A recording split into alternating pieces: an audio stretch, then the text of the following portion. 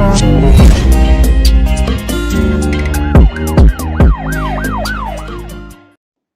Hi, Rocio.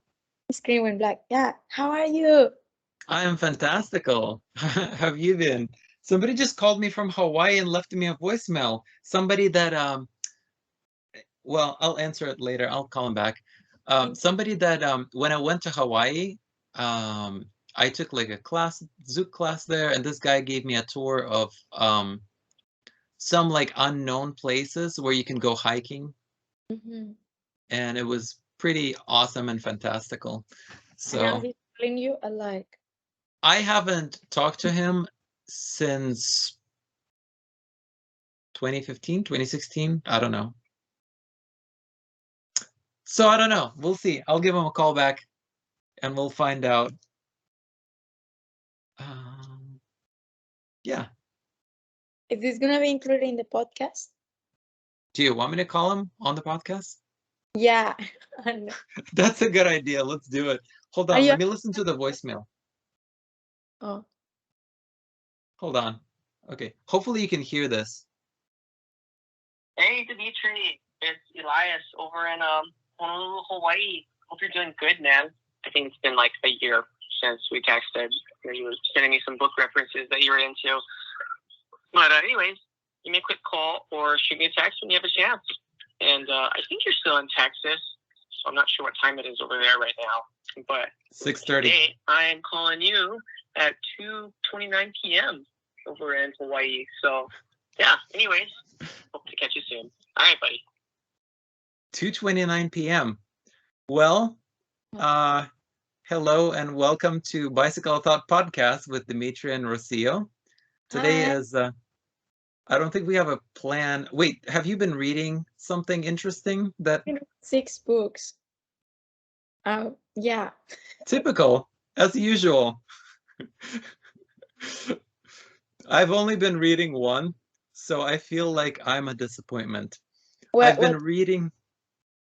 I've been reading this awesome book called Designing the Mind. And this book, I'm not even halfway, so I'm not ready yet to talk about it, but this book is amazing. And it talks about all different kinds of like cognitive strategies that we use to process the world around us and the optimal ways to think and exist. And there's actually a little quote that I wanted to give you from that book that really resonated with me. I don't know if I can find it. Oh, there it is. So, little quote from that book. You know how sometimes people have like shopping addiction, and they'll buy things, and it feels like something would make you happy, and then you buy the thing and it makes you happy for like a day, and then you completely forget it. You just throw it, in the corner of the room. You just never think about it again, and you just keep buying and buying new things, and it's kind of a circle where we can't really predict our emotions. Mhm. Anyways, so this quote is, so he says, when you take any action, you must carefully observe the satisfaction it brings and how long it lasts. Just as the feeling of cognitive confusion should raise a red flag in your mind, the dissonance between your expected emotional consequences and the actual ones should grab your attention. So that's one of the quotes from Redesigning the Mind. Can you tell me the TDLR of that? Huh? Can you tell me the TLDR of that? Like the too long, don't read, the summary of what you just said. Well, this particular little piece is about monitoring your emotional state, just monitoring and seeing trends in how you think you will feel and how you actually feel at the end. And then using that to predict your future actions, because actions are inevitably tied to the way that we think we'll feel emotionally. If we think something will make us happy, we act a certain way, and then it turns out it doesn't. So that happens. This is very related to what I was reading. So yeah, so I read mostly I read one book, and then the other 5, I guess I was skimming through the books. So I have all types of reviews. I have books I hated. I have books that are like, meh, okay. And I have 2 books that I really recommend, that I really like them. They are all based on the topic of distraction, focus, but mostly, yeah, distraction. So where should I start? With the books I didn't like? With the books I liked? You can start with the ones you didn't like, Okay. because I feel like that'd be I hate it. interesting. Yeah. I feel, I mean, I didn't hate it. It's just a bad book. That's a strong So, emotion. yeah. It's all about, yeah. So, yeah, all the books. So I found like 30 books on the same topic.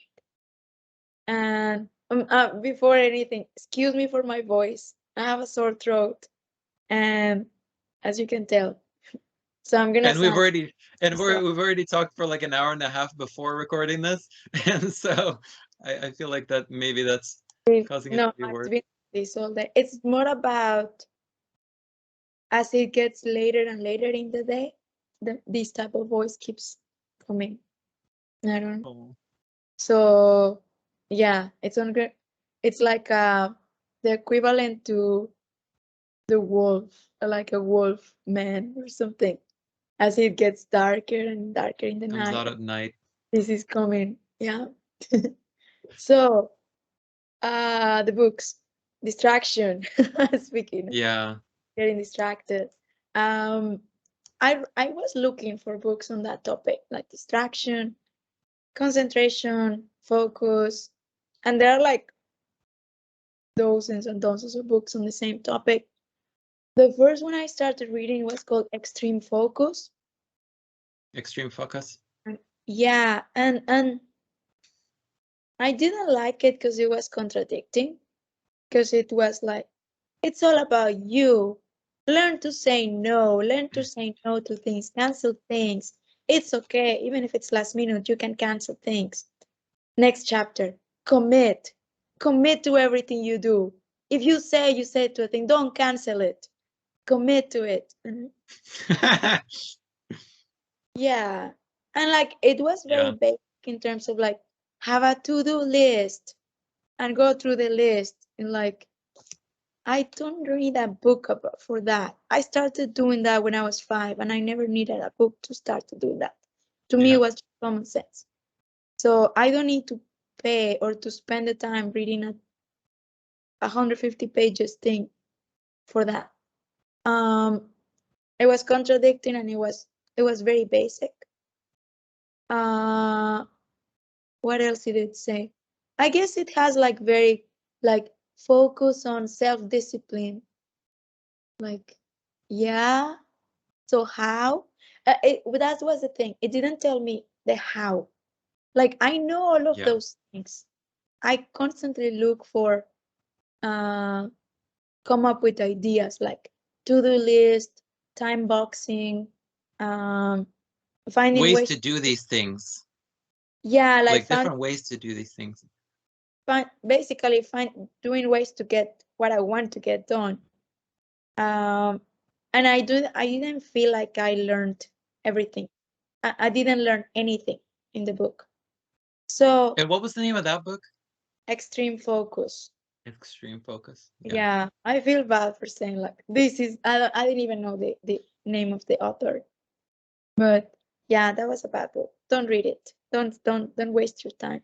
Focus on something else. So Extremely. so after that, I read the book Indistractable. I don't know if you have heard of the book called Hooked. It's a book about how Maybe. social media apps like or like technology like Facebook or Google, how they manage to get their apps so successful at getting people hooked to them. I So have not read that one, but that sounds like something I would read. yeah, that sounds like something I really want to read because it focuses on the how these apps do it. and I want to learn it because it's, yeah, then maybe I can make an app to do the same. But anyways, this is the same author, so he knows how they do it. So this book is, I guess, kind of the opposite, kind of like the counterpart. This book is called Indistractable, and it talks about how to make, yeah, I guess so it started, I like the way it started, because it's a, we tend to blame social media, we tend to blame our smartphones to get distracted. And it's like, no, it's always been like that. That's just us. That's just who we are. We just get distracted. Like that's part of our nature. And and like before that was the newspaper.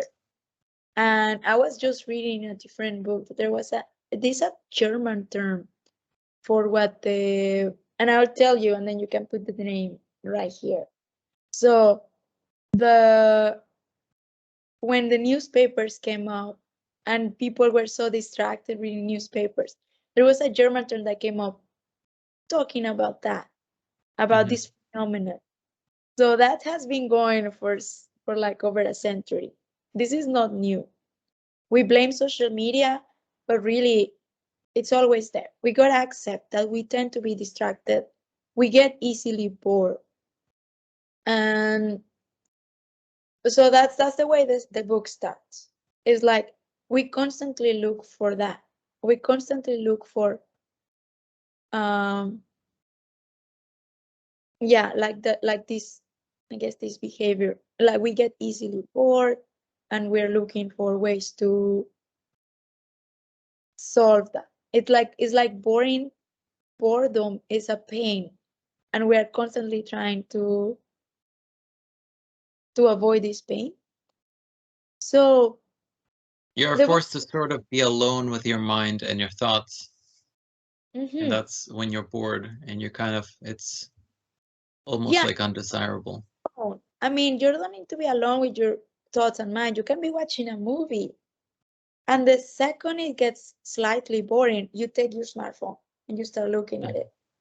You can be like listening to a person, you can be in a conversation, and the second you have like, you start like looking at your smartphone, because there are always things that are are you looking? Oh no, I was just checking my messages. Sorry. Checking my emails. You know, something that this reminds me of something that Jordan Peterson said in one of his interviews about how he interviews people. He said, and he had that look on his face like somebody was asking him, and he said, when I ask someone a question, I watch them like a hawk. He almost watches you almost without blinking even, and he looks at everything. He looks at mannerisms, facial expressions, how you express your thoughts, how what you're saying, just everything in the big picture, and he just gives it 100% of attention, which is really interesting because I rarely see people do that in real life and conversation. Almost never do you see that you know, giving that level of attention to someone when you're having a conversation. I started doing it when I'm in meetings at work, especially when there are meetings about learning the context of something I'm working on. I'm going off topic. I don't want to go too much off topic, but this is something I started doing. One of my goals when I'm in a meeting is to ask questions. I guess that's the same that can be applied to any type of conversation with any person. So I'm constantly looking for what type of questions am I gonna ask. So I'm fully in there listening to the person, because I'm like listening to what they are saying, because I'm gonna ask some question related to it. So when I do that, I'm like 100% in the meeting. I'm not looking at, and I'm not looking at my emails or anything else. I'm just there because I'm like, I'm gonna be asking questions, and then I'm known to be the girl who asks questions during, the girl who asks good questions during meetings. So I guess it works Yeah. out. So just I'm gonna go back to the book Indistractable. so not to get distracted. So yeah, we got distracted. Sorry. yes. The book was quite simple. Like the concepts were quite simple. It had a lot of. I feel like I learned a lot of it. But it had a graph, and basically it's like distraction is this traction. So traction is like train. It's like you wanna be on traction. You wanna be like on the same path, and distraction takes you out of that path. And it sounds so simple, but I hadn't thought of it that way. But like, oh, you are going towards somewhere, and then distraction takes you away from that. Like, I don't know. To me, that blew my mind. Yeah, you So can spin your wheels with no traction and just not go anywhere. Anyways, keep going. Sorry. right? So okay, so you want to be in traction. That's the goal. And then you always have internal triggers and external triggers that are pushing you to get out of the track. So that was it. That's it. And then internal triggers are I found that very interesting. It's like boredom. Boredom is like a pain you have.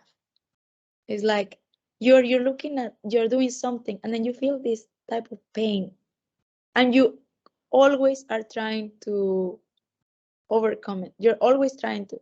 So you are like bored for 2 seconds, and then you look at your smartphone because you're constantly looking for new information. The smartphone has like nothing beats a smartphone, right? When it comes to new information.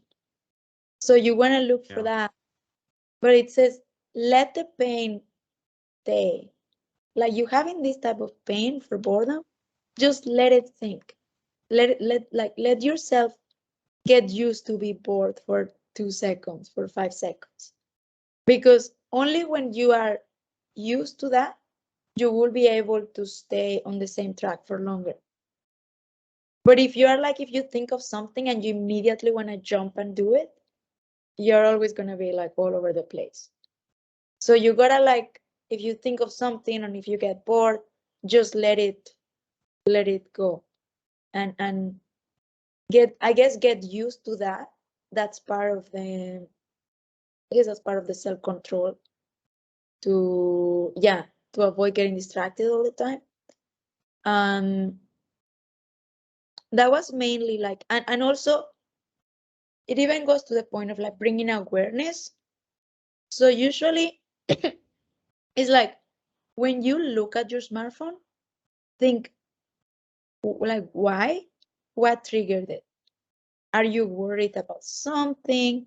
Are you expecting a message from someone? Are you, there is always like a reason. There's always like a reason behind. So right before you take your phone, and I'm just saying your phone, but it can be anything, right before you turn on the TV, right before you talk to someone, like right before you do that, think about what is making you take that action, because it's usually like some sort of trigger, some sort of pain, some sort of worry, and then let it. Don't do it. Wait 10 minutes before you do it. Like if you, let's say you're waiting for a message from someone, you want to like constantly look at it. Like don't. Like when you have the thought, wait 10 minutes and see if you still want to do it. You need a timer for that. Yeah, don't use your don't use your smartphone for your timer. Have a separate timer, I guess. There you go. So yeah, I guess, okay, internal triggers. Let the negative feeling sink in. Like it's always a negative feeling that is making you do that. It's worry, boredom, whatever it is. So let the feeling sink in, and then, so that was, I don't know, to me that was very insightful. Then I guess the other one was the external triggers, and external triggers are I guess mainly notifications. Notifications for emails, for messages, your phone making noises all the time. We're getting a call from Hawaii. Like there's Oh, we always forgot to call him back, but we'll do that later. so I guess for external triggers, they say like they always say, you know, I've seen this in different books from authors who work or are somehow like related to people who work in big companies like Facebook, Twitter, Google. They know how these apps work. So they say uninstall all these apps from your phone. So some other book I read was like, okay, yeah, we are like managers at Google. We worked at Google for so many years. We don't have those apps in our phones. Yeah, of course. They know how So that works. yeah, exactly. So they said, we know it's not you are as a human, you're not able to handle it. So Yeah. just uninstall them. It's a compulsion. Mm-hmm. It's not Yeah, something it's easy to not control. it's not that you can control. It's like having a plate of cookies on your table. You can self-control for like maybe 1 hour, 2 hours, but you're gonna end up eating them.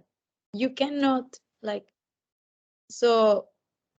And then ego depletion kicks in, and then you're like, oh, I'm tired, I'm hungry. Maybe I'll just do one. Just one. Come on, just one. Yeah. Another thing I found in the book, ego depletion or willpower is limited. They say to not say that, even though it's true. Do not say, "Oh, I don't have enough willpower." Oh, willpower is limited. They say to not say it. To say like, "Oh yeah, I am indistractable," because it's like believing in that I am able to concentrate. Because I guess the more you say it, the more you start finding confirmation bias and you start believing it. There was actually a study, I think, that showed that people, they surveyed people whether or not they believe in ego depletion. And basically, people who believe in ego depletion have a little higher incidence of it actually happening. I don't know if that's one of the studies that got invalidated, like after 2015 or 2016. Not sure, but yeah, Interesting. just something So I've read. yeah. So I guess yeah. I guess like fool yourself and believe that you can do it. And the more you think that, then the more able you are to control it. Because at the end, it's like a muscle, right? Like it's like maybe you can't control it 100%, but it's like it's something you can learn to do more self-control.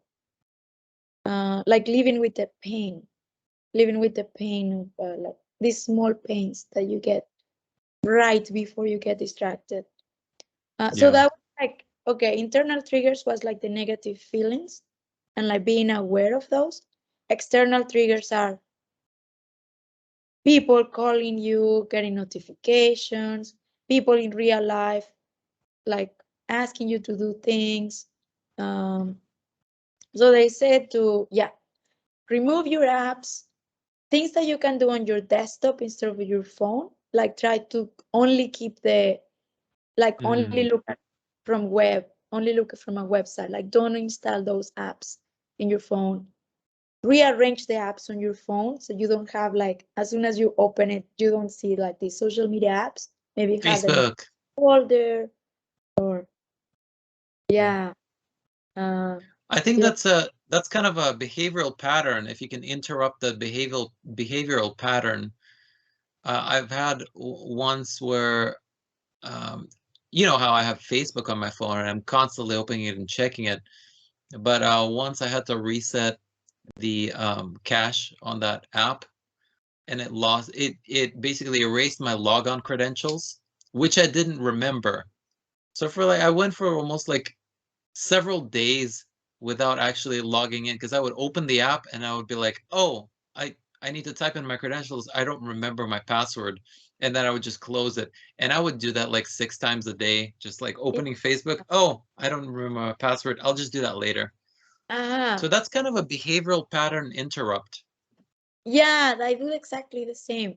Like when I notice I'm too distracted, I uninstall the app on my phone, and then I only have it on the website, but I remove password, forget password, and then I have to type it in. My problem is that I have a good memory. So even if my That's a password, big problem. I know. So even if my password is like 20 characters long, I still remember. But even that, I have to type it in. So as I'm typing, I'm like, do I really want to? And then I just close it. And then I like, I'll go back later.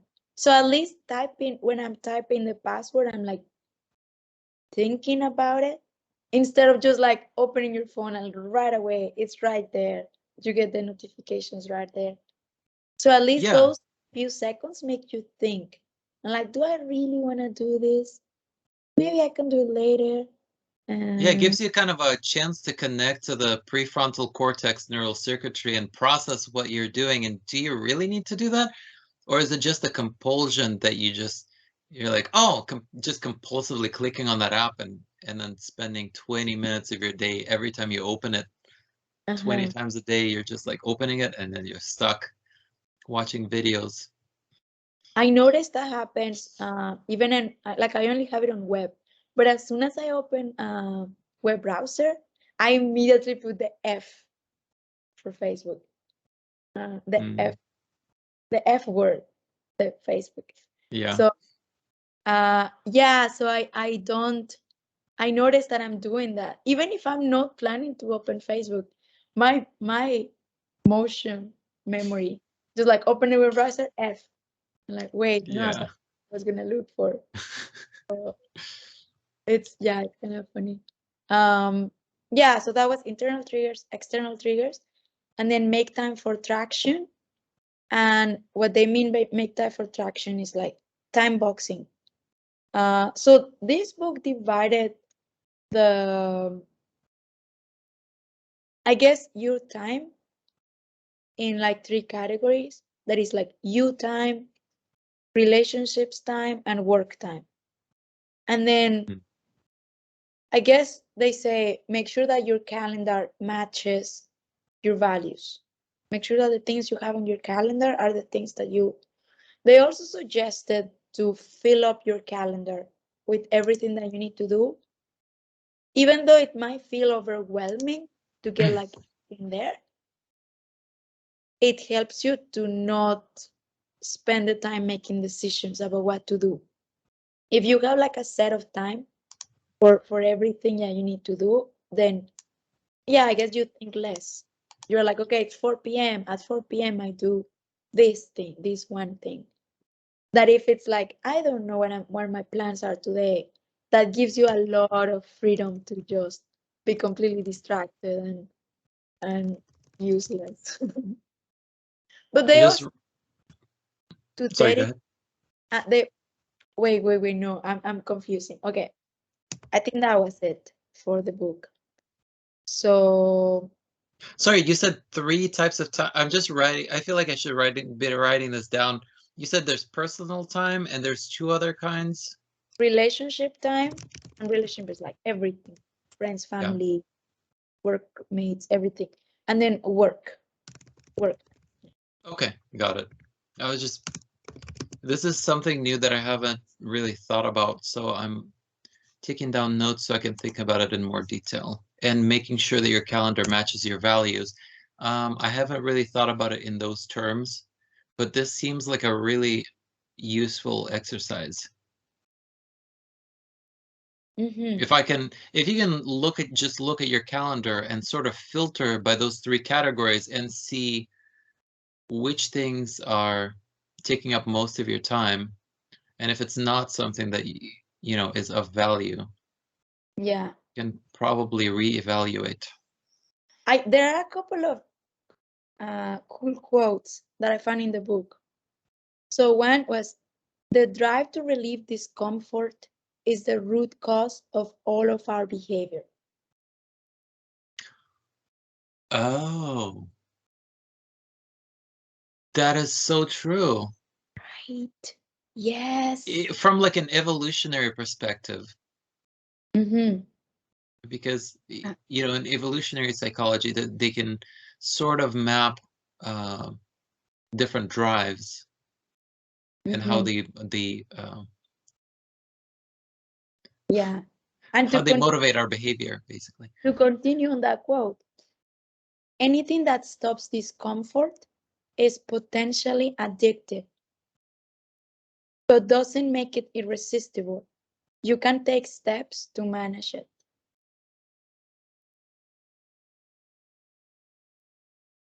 Anything that relieves discomfort is potentially addicting.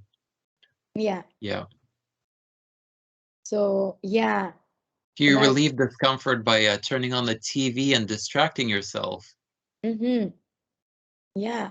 It eventually becomes sort of a compulsion. You come home and you instantly turn that on. You instantly, you know, have something playing in the background. They were also mentioning something about I don't remember the details, so I won't be able to tell you like why is it saying this, but it says something about loneliness is more dangerous than obesity. Oh, yeah. Mm-hmm. Yeah, I've heard about some studies that were talking about how people are more prone to things like cardiovascular events and heart attacks when they classify themselves as lonely, if they don't have anyone like a significant other. Mm-hmm.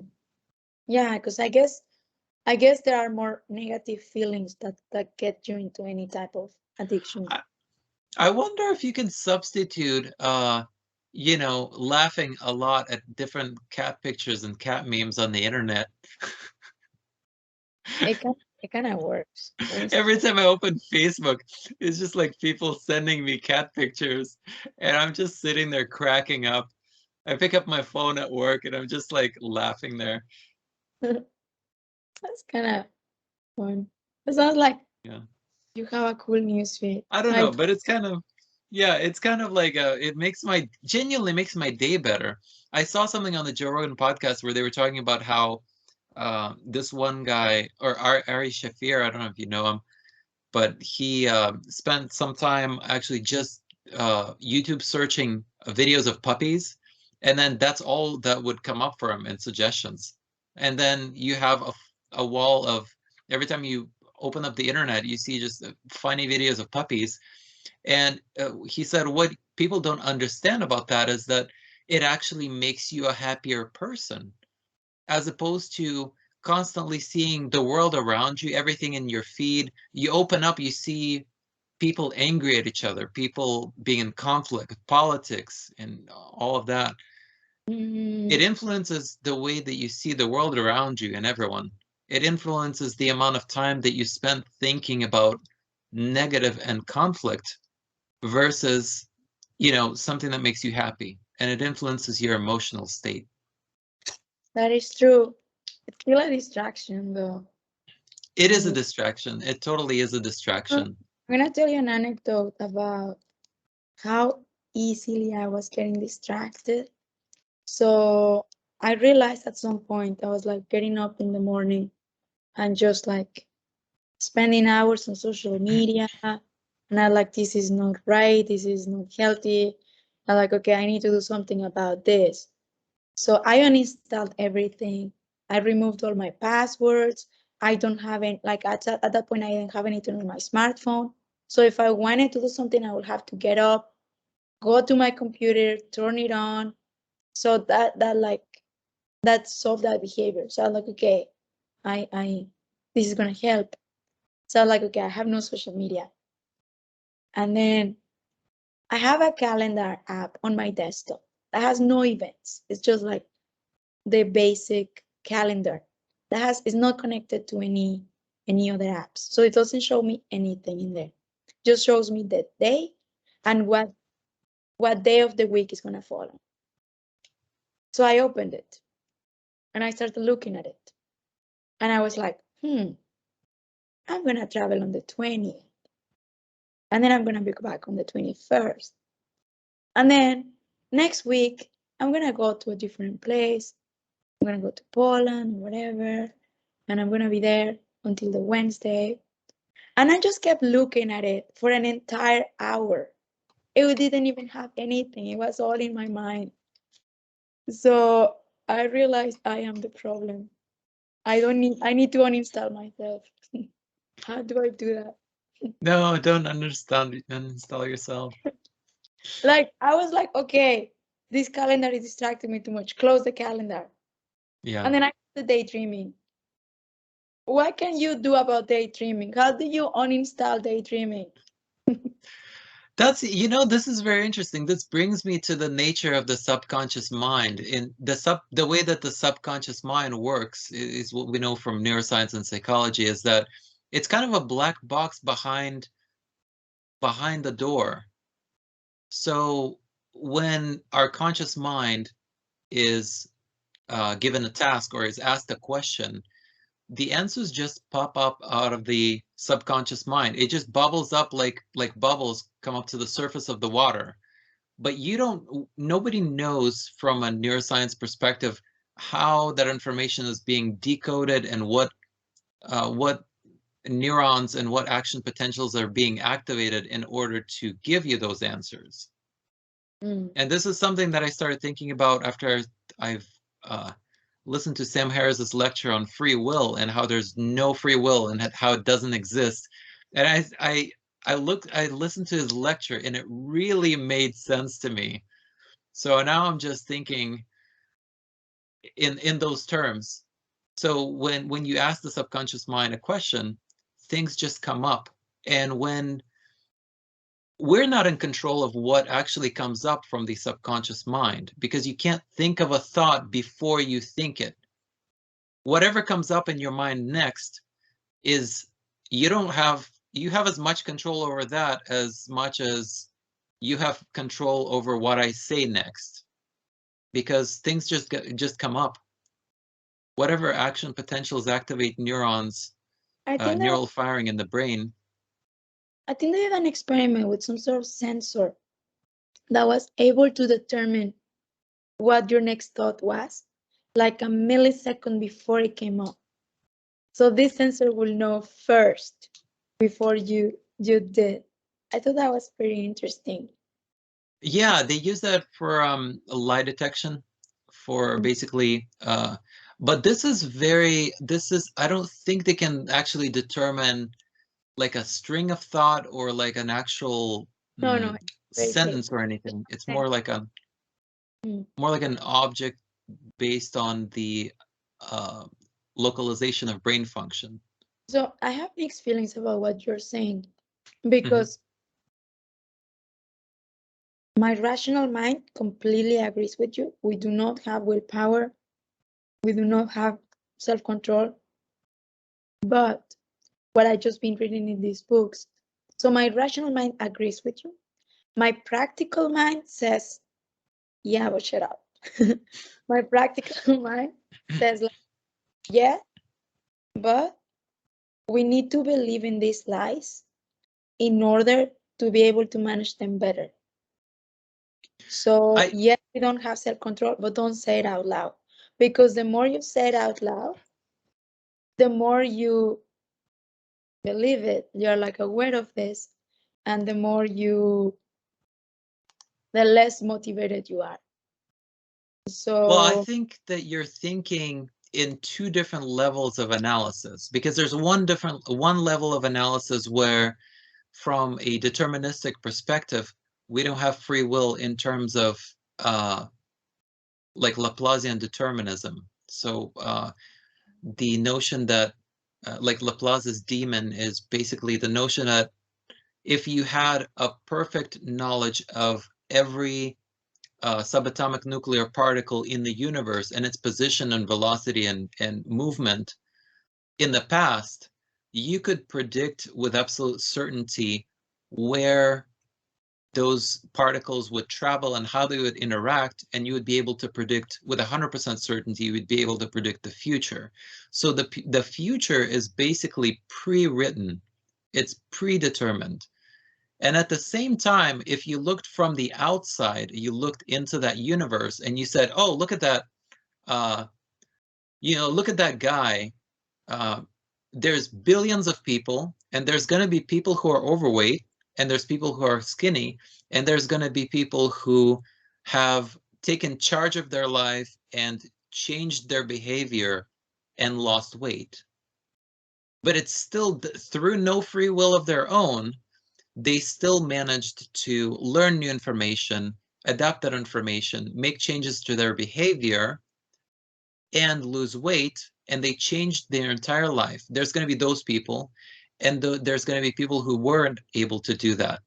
But that's a different level of analysis than the subatomic particle level determinism, because all of those behaviors and their ability to change was already predetermined before, at the birth of the universe. I have mixed feelings about all of that.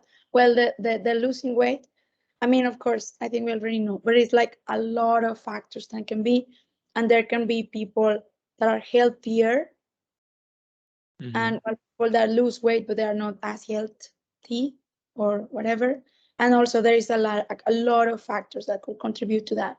A lot of external triggers, a lot of environment that everybody is. Exactly.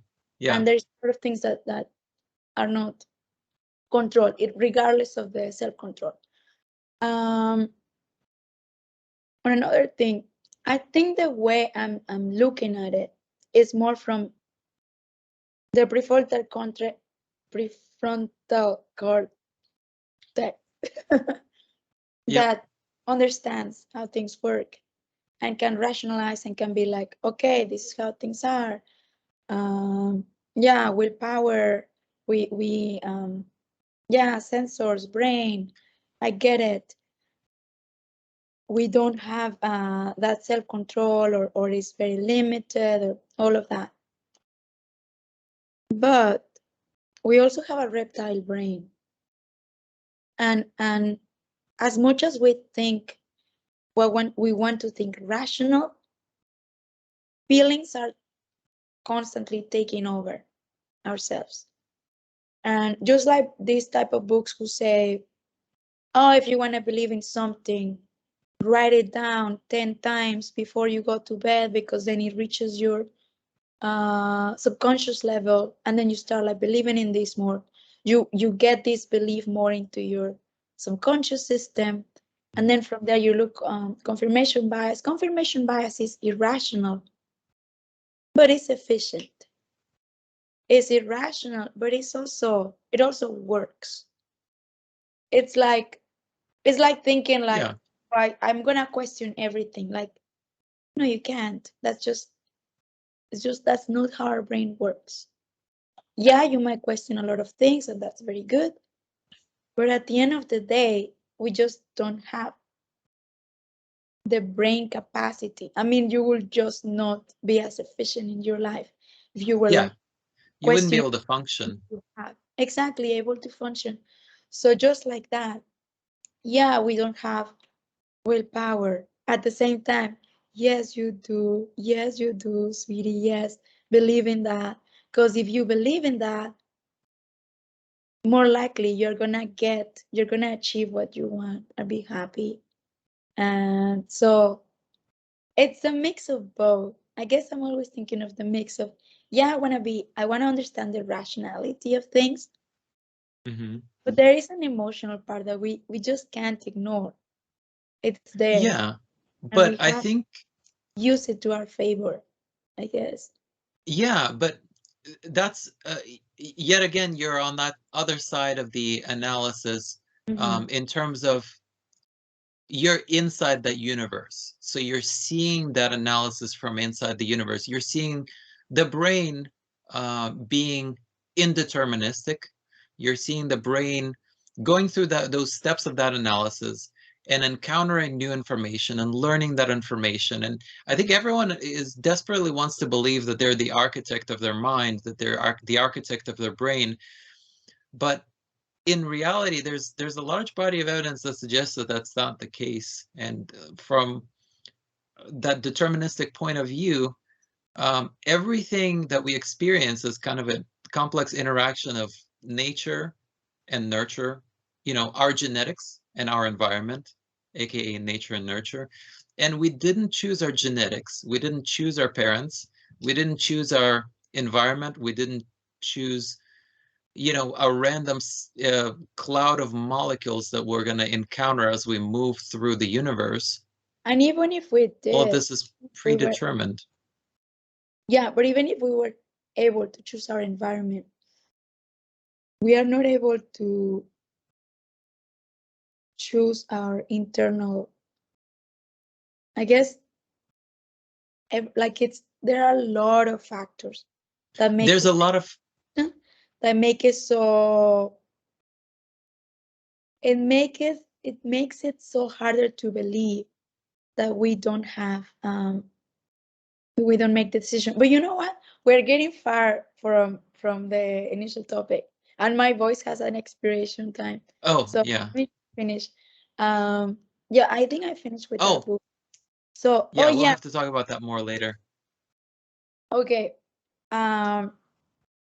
Oh, another quote I like from the book, and I think this was related to the book you mentioned at the beginning that you're reading. Let me read it carefully because I need to read it carefully to understand. Okay. Even when we think we are seeking pleasure, we are actually driven by the desire to free ourselves from the pain of wanting.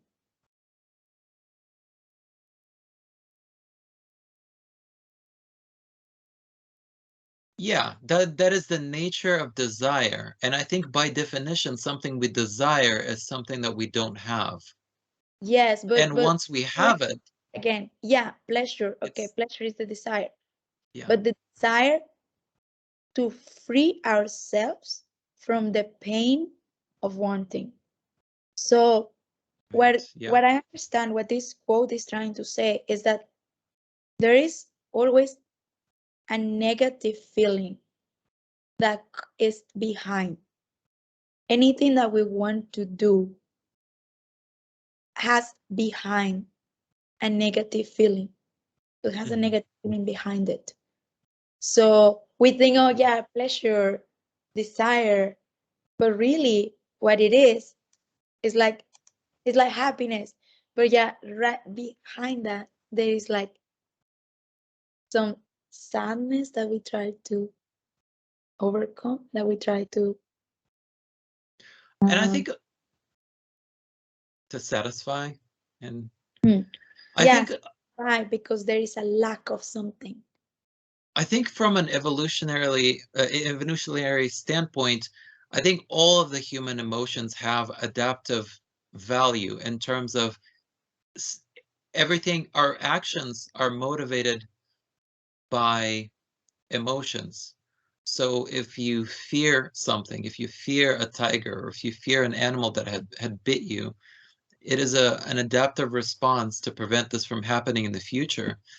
And everything we do is kind of motivated by those emotional Yeah. kind of guiding paths Mhm. in order to kind of further survival and replication. And that's, if it has survival value, it has been filtered through generations and generations of evolution to survive. Those I will cognitive leave strategies have survived that way for I will even dare, and a I long might time. correct myself, but I might even dare to say that behind everything there is fear. Behind every decision or behind everything we're motivated, there is a fear behind it. Hmm. Because that's how evolution was, right? There is this fear, this like even boredom is some sort of fear, some sort of like fear of like not knowing enough. Um, Some anxiety, kind of yeah. an anxiety. Yeah, Hmm. and it's, you know, it's a measurable kind of anxiety clinically. There's ways of measuring the galvanic skin response and all those different kind of markers of anxiety, and everything that you do kind of involves different levels, even positive things. Just, you know, Hmm. going to get a sandwich, you know, as you get up, your blood pressure changes. There different levels of in the body, neurochemicals in the brain, anxiety. Yeah, Um, but even the hunger, right? You want a sandwich, there is there is like this, there's always like a need that makes you do something. And like even the smallest things, like reviewing your notifications. Yeah, you just getting up in the morning, when you wake up, you're woken up by a cortisol pulse that kind of gives you a little bit of a jolt, gets you out of bed in the morning. Yeah. And that's how the neurochemical system works, and it gives you a Speaking, little bit of anxiety. speaking of distraction, let's go back to it. So yeah, I guess that was it. Like to stay in traction. Yeah, revise your schedule. So they say make sure that your calendar reflects your values. Oh yeah, I like also this quote. You can't call something a distraction unless you know what is distracting you from. Wait, you can't call something a distraction unless you know what it's distracting you from? Yeah, I don't know if it's can't or shouldn't call Mm. something distraction. And I think I'm gonna take that one with me. Like next time I'm like, oh, I'm so distracted. And I, from what? Like, oh, from things I need to do. Yeah, but like be more specific. From what specifically is it distract? Because once Yeah. you name it, like, oh, this is distracting me from finishing this project at work. This is distracting me from leaving the house on time. Once you put a name on it, then you're like, oh yeah, I need to leave the house. Like, all right, this is distracting me from doing laundry. All right, you need to do laundry. Interesting. That's a very interesting algorithm Yeah, for finding kind of your goal, because once you have that from piece, that literally tells you what your goal is, what you should be doing. because I tend to do that a lot. I tend to, oh, I'm so distracted. I get so distracted from what? Oh, from, the important stuff. Yeah, but what is the importance? Like you need to name it. Don't just like generalize. Because if you Yeah. just generalize, you don't get things done. You need to be like very, I guess, very specific. Yeah. Yeah. So yeah, that book had a lot of like interesting quotes, and the basis of it was pretty good. There was another book that I also will say it was one of my favorites. Wait, what was the previous one? What was Indistractable. Oh, Indestructible. Okay. Indistractable was good. Extreme Focus was bad. Um, there was an okay in the okay books. There was a book called Cool Mind that it basically focuses on meditation practices to do to gain more concentration. But all Mhm. the book is about meditation techniques. So it has maybe like 8 or 10 different meditations, and it tells you what they help for. It has like specific steps like breathe, inhale, exhale, sit down, do this, do that. But that's it. That's what the book is about. There was like, so I didn't read it. I can't tell you like any specific examples, but that was a book I think that was good. Bad book, but I personally didn't like it. It was called Wrapped, RAPT. Wrapped. Uh-huh. So that had a lot of interesting stuff. Um, but it was getting way too like way too. I don't know. At Deepak first, Chopra. Deepak yeah, Chopra Deepak for you. Chopra random quotes. Have you ever opened that website? Yeah. Like That generate cracks me up all the time. Deepak Chopra quote random generator, something like that. Just Google Yeah. it. Yeah. So, yeah, this book felt like that because it was like, okay, there was one thing I liked. I like one phrase it has.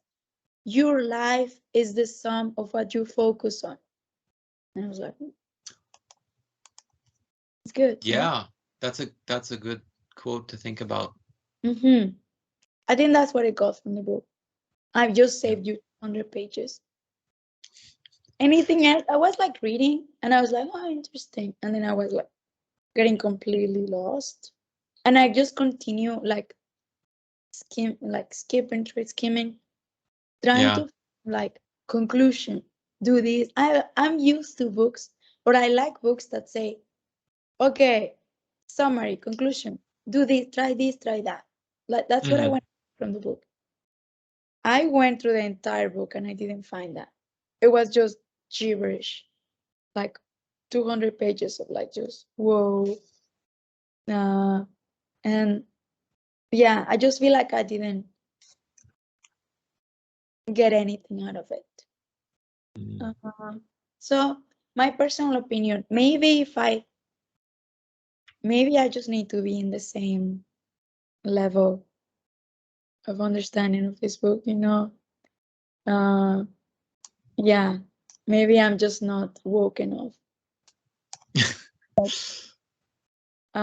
Yeah, so that was it.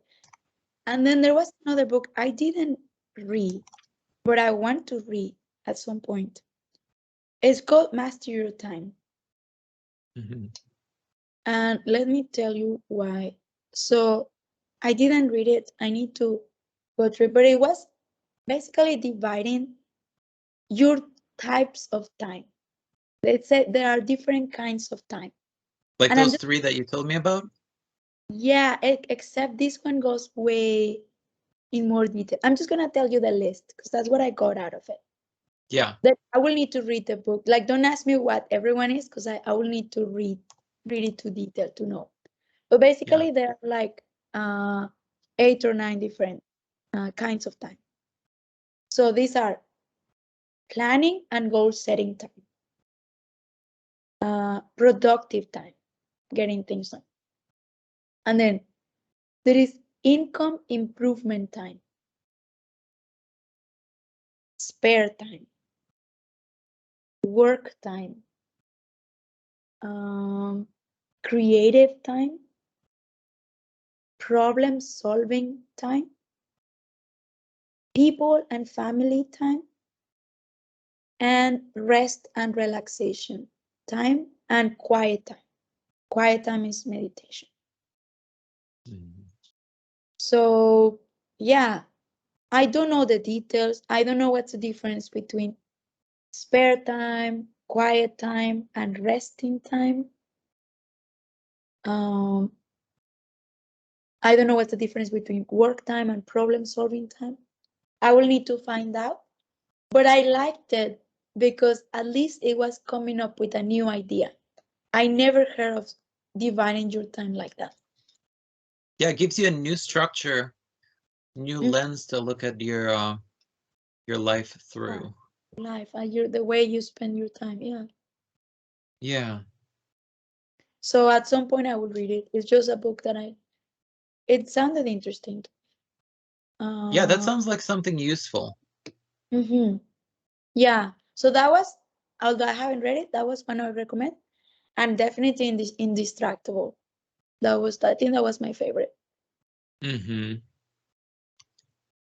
Yeah, I will let you know on my recommendation whether or not I'm going to recommend that book or not. The one that I'm reading now. So far, it's been really great, and it's been really interesting so far. And it has a lot of insights from different great thinkers. And the book is called Designing the Mind. But I haven't finished it yet, so I don't know if it's going to be, if that's going to change in the second half of the book. We'll see. Okay.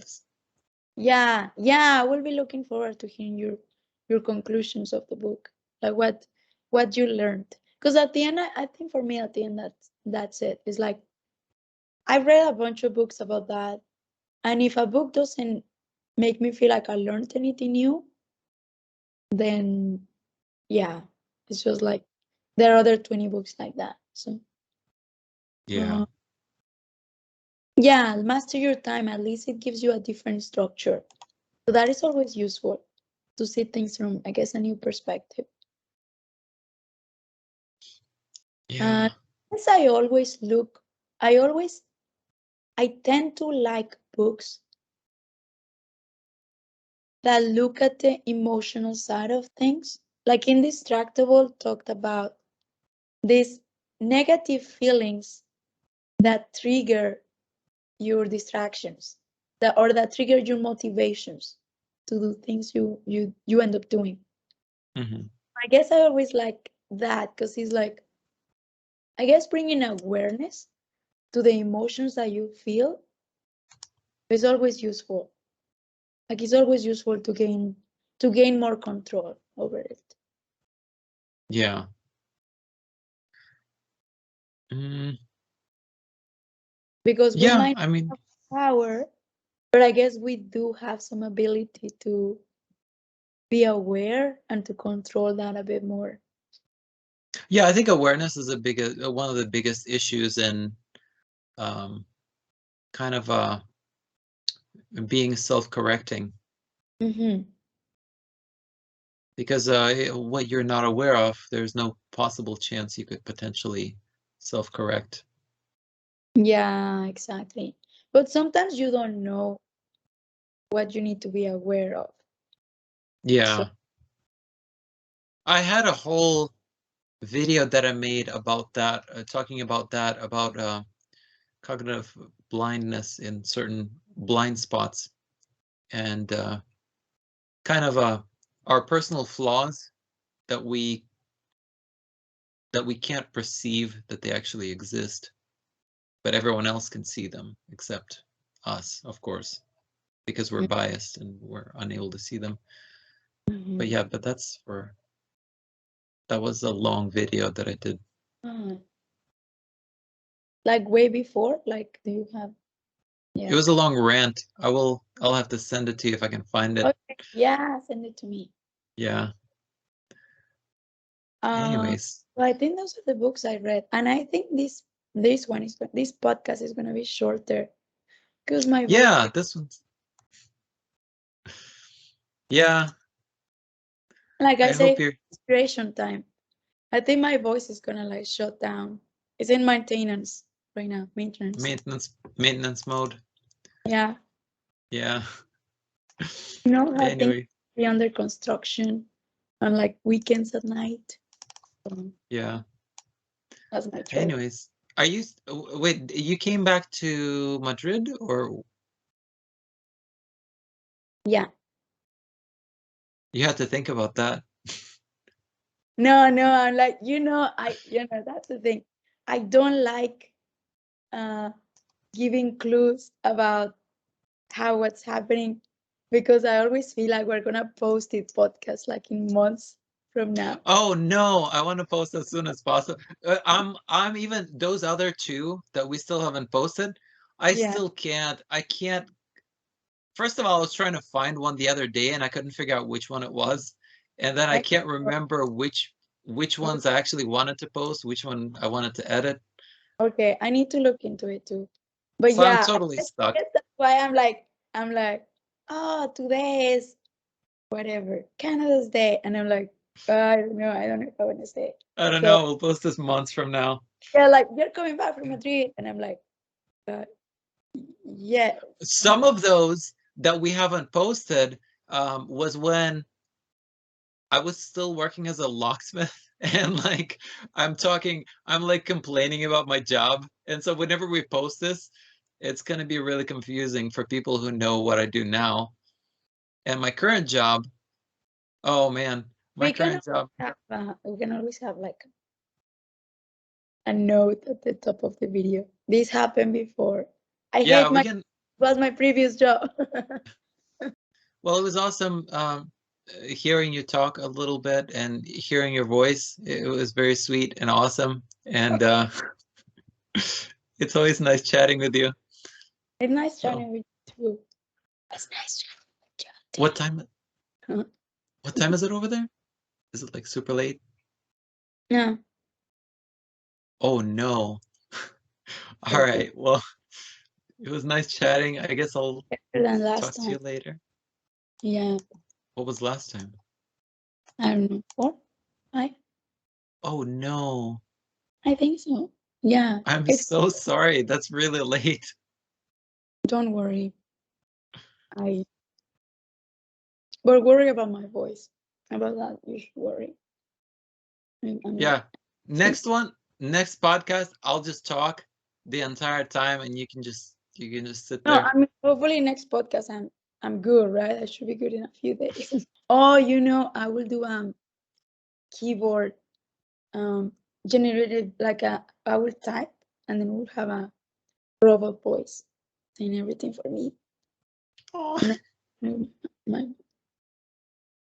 We'll oh, see. I didn't tell you about the speed dating event. Anyways, later I can tell Yeah, you about I that. hear about my thing with the garbage bin situation. Oh, Next time we'll leave it for is next time. that public knowledge or is that something that you don't want to mention in the podcast? I can mention it. It's nothing. I'll mention it next time. Okay. It's Alrighty. garbage bin situation is literal. I'm not saying anything. Yeah. I wasn't sure if that was a metaphor. Sounds like No, it wasn't. to me. No, it's literal. Yeah. I'll tell you. Okay. Alrighty. I'll see you later. Have a nice sleep. You too. Bye.